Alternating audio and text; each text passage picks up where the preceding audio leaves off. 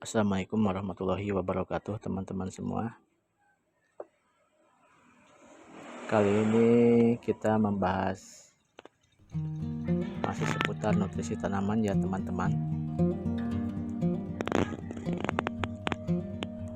Jadi kita akan coba bedah ya salah satu nutrisi vitamin atau fungisida buat tanaman. Ini umum ya teman-teman, bisa untuk berbagai macam tanaman. Yang penting dia yang menghasilkan buah bisa menggunakan nutrisi ini.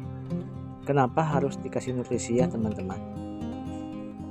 Soalnya kalau sebuah tanaman kalau berbuah itu atau berbunga dulu ya, kadang-kadang tidak semua tanaman dari bunga bisa menjadi buah ya teman-teman. Malah rata-rata yang berbunga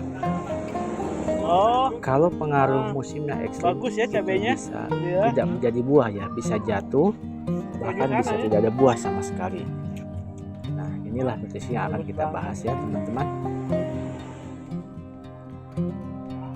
Dan nutrisi itu kita beri nama Gandasil D, Gandasil B ya teman-teman, yaitu Gandasil buah. Nah, dulu sebelumnya sudah saya bahas Gandasil daun ya teman-teman. Jadi ini nutrisi buat tanaman awal. Nah, sekarang kita bahas nutrisi untuk buahnya, yaitu Gandasil buah. Untuk mudahnya ini Gandasil ini biasanya dibedakan dengan huruf aja ya. Kalau Gandasil daun Gandasil D, kalau Gandasil buah Gandasil B. Dan warnanya juga berbeda ya. Untuk Gandasil buah itu berwarna merah ya teman-teman. Nah, ini biar lebih mudah saya bawa Gandasil D nya, Gandasil daunnya ya teman-teman, biar kita enak membedahnya ya. Juga kita simpan Gandasil buahnya ya. Ini ada kebetulan di tempat saya ini ada dua macam ya teman-teman, ada Gandasilnya ini. Ini saya cari gramanya nggak kelihatan nih. Mungkin karena kecil ya. Nah, ini ada Gandasil buah yang beratnya ini setengah kilo ya teman-teman. Kalau yang kecil tadi 100 gram, yang besar ini adalah 500 gram ya teman-teman. Di sini ada. Nah, ini juga di sebelah sini ya teman-teman, gramanya kelihatan.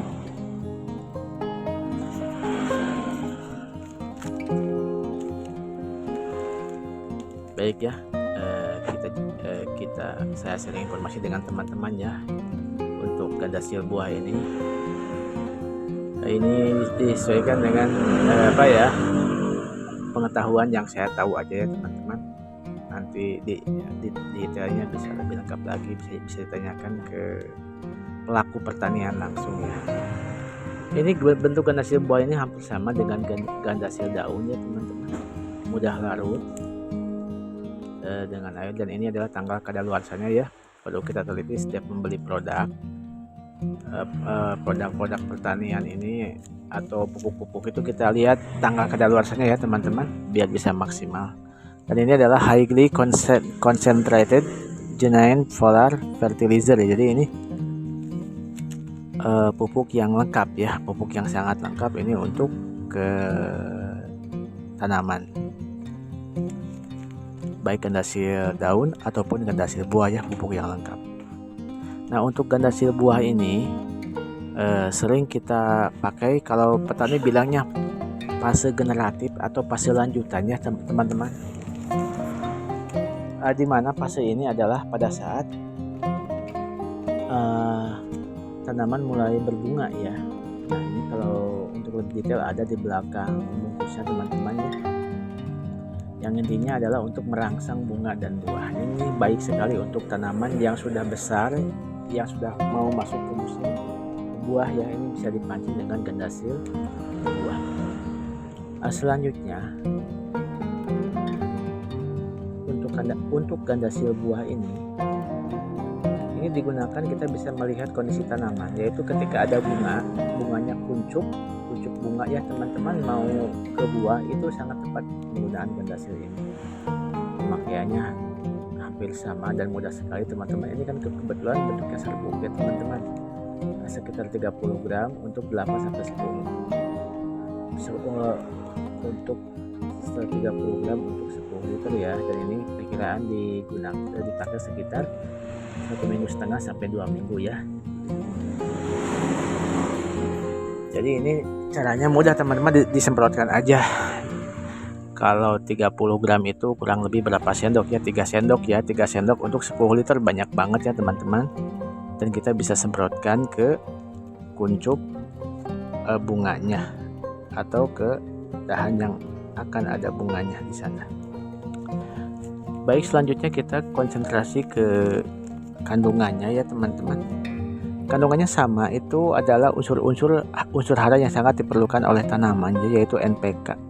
Kita bisa lihat nitrogen 6%, fosfor 20%, dan kaliumnya 30%. Kalau petani menyebutnya, kalau kalium 30% ini sangat bagus untuk ke buah. Kalau fosfor ini sangat bagus untuk ke dahan dan akar ya teman-teman. Terus ini juga vitaminnya cukup lengkap ya teman-teman. Ada tambahan-tambahan nutrisi lainnya. Jadi ini Gandasil buah ini sangat lengkap sekali ya. Kalau kita lihat kaliumnya tadi itu 30%, sangat bagus untuk pembuahan.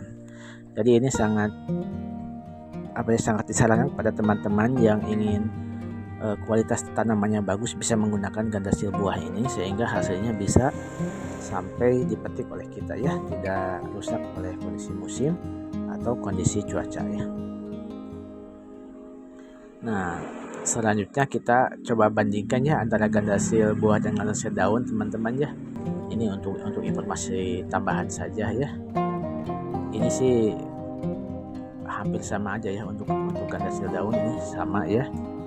Terus Gandasil daun ini kan kalau petani bilang masa vegetatif itu masa dari awal teman-teman ya. Ketika awal penanaman kurang lebih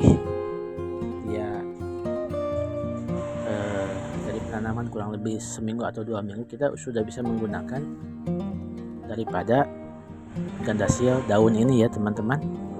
Sudah saya jelaskan konten sebelumnya juga ya teman-teman. Untuk Gandasil daun ini penggunaannya hampir sama, maksimal 30 gram per 10 liter ya. Terus untuk Gandasil buah tadi sudah saya jelaskan secara lengkap ya teman-teman.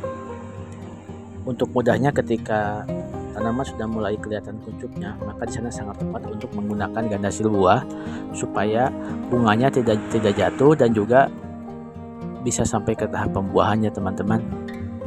Seperti itu.